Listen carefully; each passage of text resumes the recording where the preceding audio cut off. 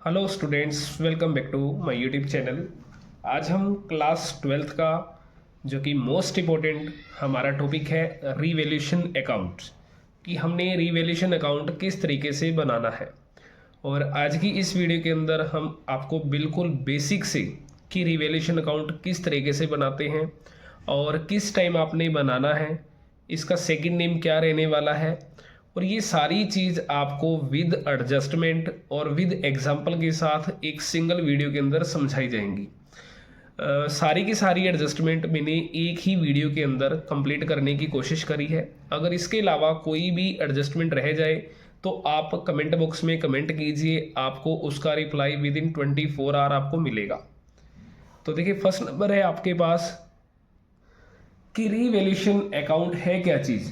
देखिए, री मतलब होता है दोबारा और वैल्यूएशन मतलब होता है वैल्यू, कि आपने किसी भी चीज़ की मीन्स यहाँ किसी भी चीज़ का मतलब होता है असेट्स एंड लायबिलिटी की वैल्यू को दोबारा से लगाना। ठीक है, इसका सेकंड नेम है आपके पास profit and loss adjustment account. Clear है? तो हमारे पास ये इसका सेकंड नेम याद रखना है, क्योंकि सीबीएसई ज़्यादा से ज़्यादा क्या करता है, कंफ्यूज करने की कोशिश करता है, ताकि बच्चे का ये देखा जाए कि मेमोरी पावर क्या है, कि बच्चे को कॉन्सेप्ट क्लियरिटी है कि नहीं है। तो profit and loss adjustment word को भी कभी कभार गिवन दे देता है, तो आपने याद रखना है ये आपका नॉमिनल अकाउंट है। और नॉमिनल अकाउंट का रूल क्या रहने वाला है, debit all expenses and losses, credit all income and gains, कि जितने भी आपके नुकसान हैं या लॉस है वो सारे के सारे आप डेबिट कीजिए, और जितने भी आपके प्रॉफिट्स होंगे या इनकम होगी उसे आपने क्रेडिट करनी है। अब पॉइंट उठता है कि ये हमने बनाना ही क्यों है। जैसे मान लीजिए कि अब हमारे पास 2025 चल रहा है और इससे पहले 2024 था। 24 के टाइम ए और बी की रेशो इक्वली थी, बट 25 के अंदर रेशो में चेंजेस आ गया 3:2। ठीक है, अब रेशो में चेंजेस होने के कारण उनका प्रॉफिट और लॉस भी उसी अकॉर्डिंगली बटेगा जो उनके 2025 में रेशो है। और असेट और लायबिलिटी की वैल्यू अगर बढ़ी है या घटी है तो उसके अंदर उनका कुछ ना कुछ शेयर भी बनता होगा। तो इसलिए हम जब change in profit sharing ratio वाला चैप्टर करते हैं तो उसके अंदर भी हमें बनाना पड़ता है रिवैल्यूएशन अकाउंट। ये तो था कि हमारा change in profit sharing ratio के अंदर आपने क्यों चैप्टर बनाना है। अब बात करते हैं एडमिशन के अंदर, कि एडमिशन के अंदर आपने रिवैल्यूएशन अकाउंट क्यों बनाना है। सपोज कीजिए ए और बी दो पार्टनर हैं, सी नया पार्टनर आना चाह रहा है, बट सी से पहले ए और बी दोनों ही फर्म को कंटिन्यू कर रहे थे। तो फिर वो क्या करेंगे कि सी के आने से पहले जो भी असेट और लायबिलिटी की वैल्यू इंक्रीज या डिक्रीज हुई है उसके अंदर अपना शेयर भी लेंगे, क्योंकि अगर वो ऐसा ना करें तो सी को बिना एफर्ट्स करे पिछले जितने भी साल की आपकी सेट्स और लायबिलिटी की वैल्यू बढ़ी या घटी है उसके अंदर सी को शेयर मिल जाएगा। क्लियर है? अगर प्रॉफिट होगा तो सी फायदे में गिना जाएगा, अगर लॉस होगा तो सी मना कर देगा कि भी मैं लॉस क्यों पे करूं। क्लियर है? तो इस कारण हम रिवैल्यूएशन अकाउंट प्रॉफिट एडमिशन के टाइम भी बनाएंगे। अब बात करते हैं जी रिटायरमेंट के टाइम। रिटायरमेंट हो या डेथ के टाइम हमने रिवैल्यूएशन क्यों बनाना है। अब देखिए, पार्टनर जब भी रिटायर होगा, ठीक है, तो वो क्या करेगा कि भी असेट और लायबिलिटी की जो भी वैल्यू बढ़ी है उसके अंदर अपना शेयर लेगा ही लेगा। देखिए, अगर असेट की वैल्यू लायबिलिटी की वैल्यू अगर देखिए असेट की वैल्यू इंक्रीज हुई है, प्रॉफिट हुआ है, तो रिटायर्ड पर्सन लेने की कोशिश करेगा, क्योंकि भी मेरा शेयर इंक्रीज हुआ है मुझे दिया जाए। हो सकता है अगर लायबिलिटी की वैल्यू डिक्रीज या इंक्रीज हो जाए तो लॉस के केस में शायद वो अवॉइड करने की कोशिश करे, बट ओल्ड पार्टनर क्या कहेंगे, नहीं भाई तुझे भी शेयर अब लेकर जाना है। तो याद रखना है हमारे पास ये तीन चैप्टर हैं जो बेसिकली हैं change in profit sharing ratio, admission, retirement या डेथ। इसके अंदर आपका रिवैल्यूएशन अकाउंट बनेगा ही बनेगा। क्लियर है? अब रिवैल्यूएशन अकाउंट बनाना किस तरीके से है। देखिए, आपके पास टू साइडेड होती हैं, डेबिट और क्रेडिट साइड। तो याद रखें, जिसके पीछे अकाउंट वर्ड लग जाए वहां आपकी डेबिट और क्रेडिट साइड हमेशा लिखी जाएगी, और इस पॉइंट को हम क्लास 11th में भी समझ चुके हैं। अब देखें, आपके पास एक असेट्स है, एक लायबिलिटीज है। असेट्स मतलब वो चीज जिससे पैसा आपको आ सकता है, लायबिलिटीज वो चीज होती है जिससे आपका पैसा जाएगा मोस्टली। अगर देखें आपकी असेट्स की वैल्यू इंक्रीज होगी तो आप फायदे में चलेंगे, तो increase in the value of fix assets या कोई भी असेट्स अगर वैल्यू इंक्रीज होती है तो आपका प्रॉफिट है, इसलिए से क्रेडिट में लिखे। अगर असेट्स की वैल्यू हो जाए आपकी डिक्रीज, तो डिक्रीज हो गई तो आपका क्या होगा, लॉस होगा। इसलिए इसे हमने क्या करना है, डेबिट साइड लिखना है असेट्स रिवैल्यूएशन की। अब बात करते हैं लायबिलिटीज। देखिए लायबिलिटीज का मतलब आपने पैसे किसी के पे करने हैं। अगर लायबिलिटी की वैल्यू इंक्रीज हो रही है तो आपका लॉस है, डेबिट साइड चला जाएगा। अगर इसी तरीके से लायबिलिटी की वैल्यू डिक्रीज हो जाए तो आपका प्रॉफिट होगा। अब जैसा कि मैंने आपको बताया है, असेट्स मतलब पैसा आना, कि असेट्स आपकी वो चीज़ जिसे बेचकर पैसा अर्न कर सकते हैं। अगर मान लीजिए आपके पास कुछ असेट्स ऐसी हैं जिसे आपने लास्ट ईयर रिकॉर्ड नहीं करा था, तो अगर आप उसे रिकॉर्ड करते हैं तो आपका प्रॉफिट हो जाएगा। इसी तरीके से अगर आप कुछ लायबिलिटीज़ को रिकॉर्ड करते हैं, मींस जो अनरिकॉर्डेड है उसे जब भी रिकॉर्ड करेंगे तो आपका लॉस हो जाएगा, इसलिए डेबिट में लिखना है। अगर आप क्रेडिट साइड में, मतलब हमारी सारी इनकम है, अगर आपकी इनकम ज़्यादा है और एक्सपेंसेस कम है तो आपको सिंपली क्या होने वाला है, प्रॉफिट होने वाला है। और वो प्रॉफिट आपने ओल्ड पार्टनर की ओल्ड रेशियो के अकॉर्डिंगली डिस्ट्रीब्यूट करना है जी। क्लियर है? ये हमारे पास कुछ रिवैल्यूएशन अकाउंट से रिलेटेड फॉर्मेट था। अब आपके पास कुछ मोस्ट इंपॉर्टेंट पॉइंट है जो कि आपने ध्यान रखने हैं। जैसे कि फर्स्ट मोस्ट इंपॉर्टेंट पॉइंट है इंक्रीज या एप्रिशिएट। इंक्रीज या एप्रिशिएट का मतलब होता है ज़्यादा, कि किसी भी असेट्स या लायबिलिटी की वैल्यू इंक्रीज या एप्रिशिएट हो जाए उसे हम ज़्यादा कहते हैं। और डिक्रीज या डेप्रिशिएट या डेप्रिसिएशन, डिक्लाइन या ब्रोट डाउन, इन सब का मतलब होता है किसी भी चीज़ की वैल्यू का कम होना। क्लियर है? तो देखिए आपको मतलब पता होना चाहिए। देखिए आई थिंक मेरे ख्याल से आपको पता भी होंगे, बट मेरा बताना फ़र्ज़ है, तो इसलिए आप एक बार जरूर फोकस करें इन पे। इसके बाद हमारे पास 2 पॉइंट्स और हैं। बीच के जो आपके 8 पॉइंट है वो अभी मैंने होल्ड पे रखे हैं, क्योंकि ज़्यादा से ज़्यादा मैं सोचूंगा कि एक बार एग्जाम्पल से समझाया जाए तो बेस्ट है। तो देखिए ओवर वैल्यूड है। ओवर वैल्यूड का मतलब आपने याद रखना है अपने माइंड में, वैल्यू ज़्यादा लग चुकी है, अब हम इसे कम करेंगे। क्लियर है? देखिए ओवर मतलब ज़्यादा, ज़्यादा लग चुकी है, अब कम कीजिए। अंडर मतलब कम, अंडर मतलब कम है, वैल्यू कम लग चुकी है, अब आपने इसे ज़्यादा करना है। क्लियर है? ये हमारे पास इन सभी चीज़ के मतलब हैं जी।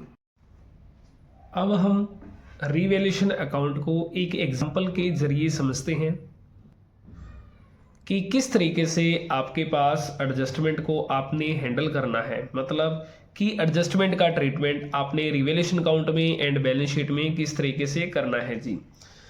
देखिए मोस्टली एडजस्टमेंट मैंने कवर करने की कोशिश करी है।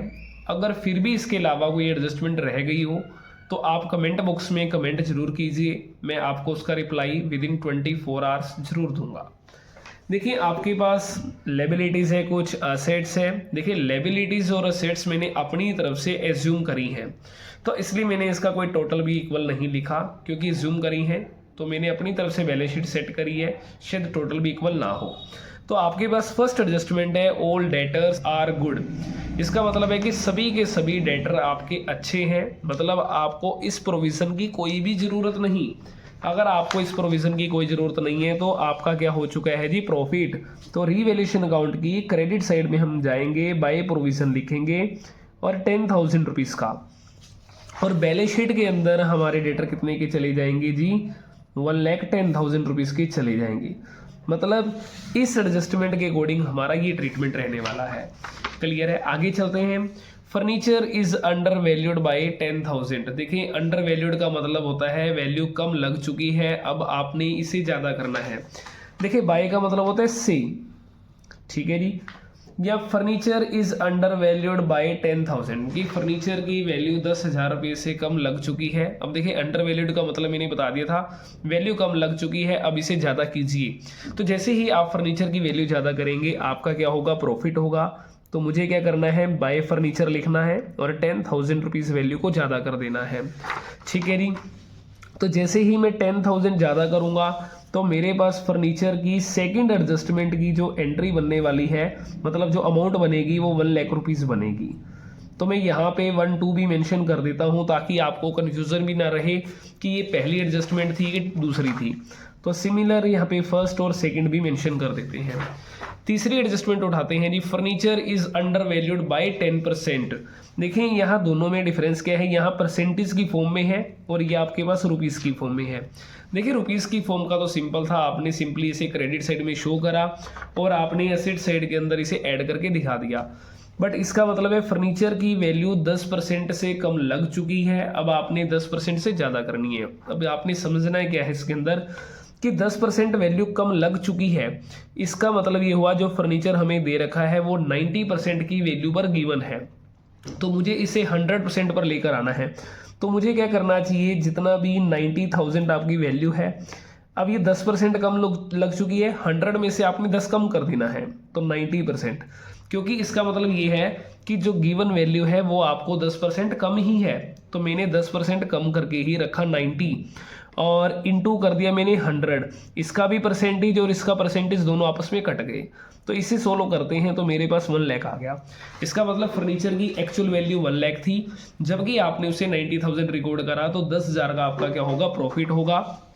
तो मुझे फर्नीचर के अंदर, ठीक है जी, ये तीसरी एडजस्टमेंट है, 10,000 और ऐड कर दिए, मतलब 90 के थे, अब आपने 10 ऐड करके दिखाए तो 1 लाख हो गया।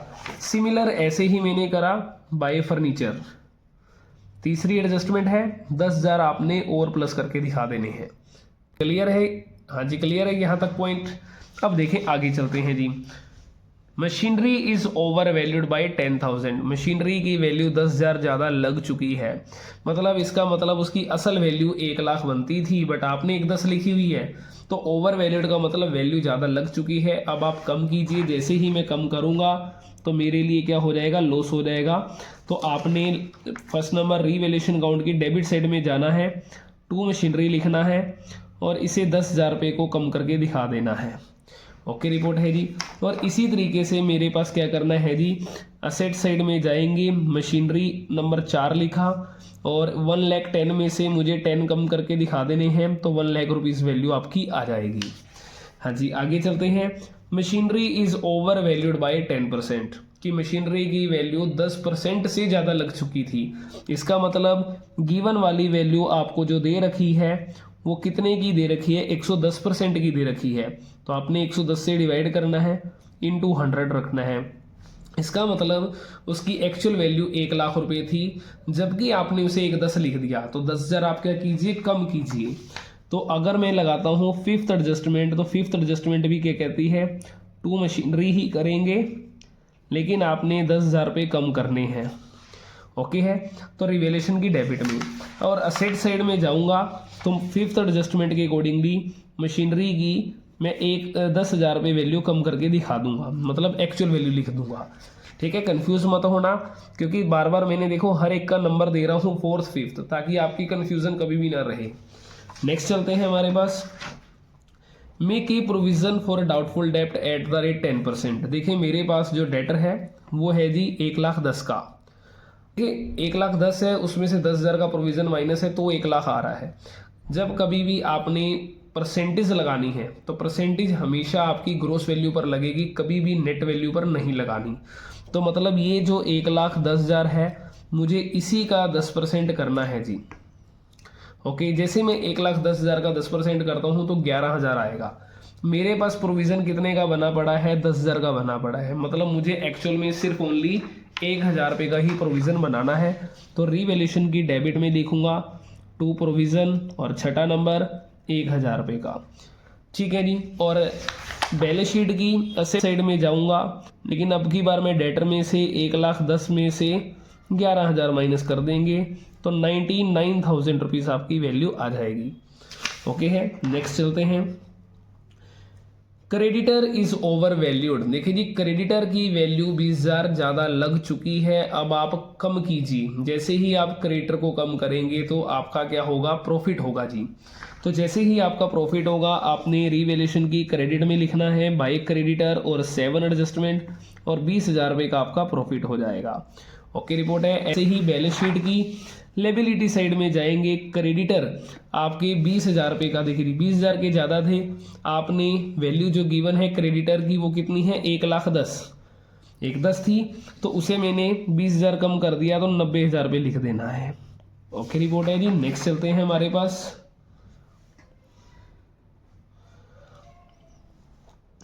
नेक्स्ट है हमारे पास creditor is over valued by 10%। Creditor की वैल्यू 10% ज़्यादा लग चुकी है, अब मुझे कम करनी है। देखिए जी, क्रेडिटर मेरे पास कितने के थे, 110 के थे, इसका मतलब 10% वैल्यू ज़्यादा लग चुकी है। मीन्स गिवन वाली वैल्यू आपको 110% की गिवन है, मुझे 100% की वैल्यू लिखनी है। तो मैं क्या करूँगा, 1,10,000। देखिए ज़्यादा, अगर ज़्यादा लग चुकी है तो नीचे 110 लिखना है आपने। जितने परसेंट ज़्यादा लग चुकी है, 10% ज़्यादा है तो 110। अगर आपका मान लें 20% ज़्यादा है, 120 लिखें, तो यहाँ आपका 1,00,000 आया। इसका मतलब असल वैल्यू क्रेडिटर की 1,00,000 रुपये थी, जबकि आपने उसे कितना लिख चुके हैं, 1,10 लिख चुके हैं। तो मेरे को 10,000 रुपये कम करने चाहिए, मेरा 10,000 का प्रॉफिट हो जाएगा। तो इसलिए मैं इसे रिवैल्यूएशन की क्रेडिट में लिखूंगा। बाय क्रेडिटर 8 नंबर है, 10,000 का आपका प्रॉफिट हो गया। और मैं लेबिलिटी साइड जाऊंगा, क्रेडिटर मेरा 1,10,000 था, उसमें से 10,000 रुपये कम कर दूंगा तो सिंपली 1,00,000 रुपये आ जाएगा। ठीक है जी, ये आपकी जो एडजस्टमेंट चल रही है 6, 7, 8, और यहाँ भी आपकी 8 एडजस्टमेंट आपकी कंप्लीट हो चुकी हैं।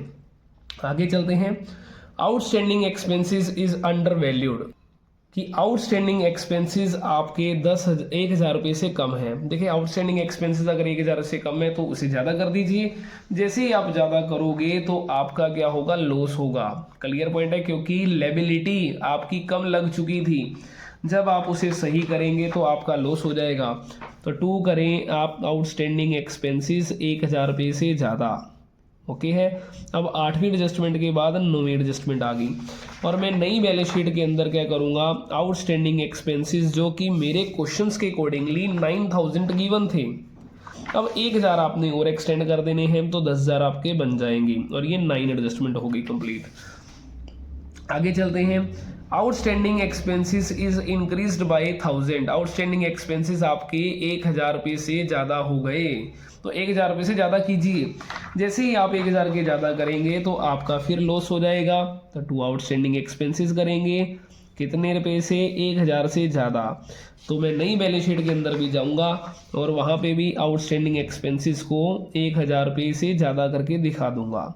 हाँ जी, क्लियर है पॉइंट यहाँ तक। देखिए वैसे कोई डाउट नहीं होना चाहिए, क्योंकि सिंपल अभी प्रोसीजर आपके चल रहे हैं। आगे चलते हैं। हमारे पास है जी 10वीं एडजस्टमेंट के बाद आपकी 11th एडजस्टमेंट है। Outstanding expenses is increased. एक सेकेंड रुकें, ये मैंने आपको 11 एडजस्टमेंट करवा दी है जी। यहाँ 11 नंबर लिख लेंगे हम, और यहाँ पे भी हम 11 लिख लेंगे। तो 10 एडजस्टमेंट देख लेते हैं। Outstanding expenses is under valued by 10%। इसका मतलब होता है आउटस्टैंडिंग एक्सपेंसेस की वैल्यू 10% कम लग चुकी है, अब आप ज़्यादा कीजिए। इसका मतलब गिवन वाली वैल्यू आपको 90% की गिवन है। तो सारों के अंदर देखें, मैंने हर एक के अंदर कोई ना कोई पॉइंट बनाकर लिखा हुआ है ताकि आपकी कन्फ्यूज़न ना रहे। तो इसका मतलब उसकी असल वैल्यू 10,000 थी, जबकि आपने 9,000 लिखा है, तो 1,000 रुपये का फिर दोबारा से आपका लॉस होता है आउटस्टैंडिंग एक्सपेंसेस। ठीक है जी, और ये आपकी 10 एडजस्टमेंट है, 1,000 का आपका लॉस होगा। और इसी तरीके से आउटस्टैंडिंग एक्सपेंसेस 10 एडजस्टमेंट 1,000 रुपये से ज़्यादा कीजिए। अब देख लेते हैं जी, आपके पास 11 एडजस्टमेंट भी हो चुकी है, इंक्रीज्ड वाली, अंडर वाली भी हो चुकी है। Outstanding expenses increased up to. देखिए जहाँ पे आपका अप टू आ जाए, 8 आ जाए, ठीक है जी, या ओनली 2 आ जाए, तो उसके अंदर आपने सिंपली याद रखना है आउटस्टैंडिंग एक्सपेंसेस 12,000 रुपये तक इंक्रीज हो गए। तो इसका मतलब आपके सिंपली वो 10,000 के 9,000 के तो थे आउटस्टैंडिंग एक्सपेंसेस, अब वो आपके 12 के हो चुके हैं। इसका मतलब 3,000 रुपये का आपका लॉस हुआ है आउटस्टैंडिंग एक्सपेंसेस का। तो 2 आउटस्टैंडिंग एक्सपेंसेस आपका 3,000 रुपये का लॉस हो चुका है। लो जी, और इसी तरीके से मैं बैलेंस शीट के अंदर जाऊंगा, आउटस्टैंडिंग एक्सपेंसेस 12 नंबर 12,000 रुपये लिख दूंगा, क्योंकि 3,000 रुपये का आपका वो एक्सटेंड हो चुका है। आगे चलते हैं। Outstanding expenses is decrease by 1,000। Outstanding expenses 1,000 रुपये से घट गए, 9,000 के थे जी, 1,000 का घट गया, आपका 8,000 रुपये रह गया। मतलब लेबिलिटी के अंदर आउटस्टैंडिंग एक्सपेंसेस आ जाएंगे आपके 13 नंबर 8,000 रुपये के। क्लियर है, लेकिन मेरा 1,000 का प्रॉफिट भी तो हुआ है, इसलिए मैं बाय करूँगा आउटस्टैंडिंग एक्सपेंसेस 13 नंबर 1,000 का प्रॉफिट। ओके है। नेक्स्ट चलते हैं। आपके पास outstanding expenses decreased up to 8,000। कि 8,000 रुपये तक के रह गए, देखिए अप टू आ गया है, जब भी अप टू एट या फिर ओनली टू आ जाए तो आपने सिमिलर वैल्यू बैलेंस शीट के अंदर लिख देनी है। देखिए मेरे पास आउटस्टैंडिंग एक्सपेंसेस हैं, सिमिलर वैल्यू 8,000 रुपीज़ में लिख दूंगा जी बैलेंस शीट के अंदर 8,000, और मेरी 9,000 के थे, आपके वो 8 के रह गए, तो 1,000 रुपये का आपका प्रॉफिट भी हो चुका है। तो इस 1,000 को मैं यहाँ लिखूंगा जी प्रॉफिट की साइड में।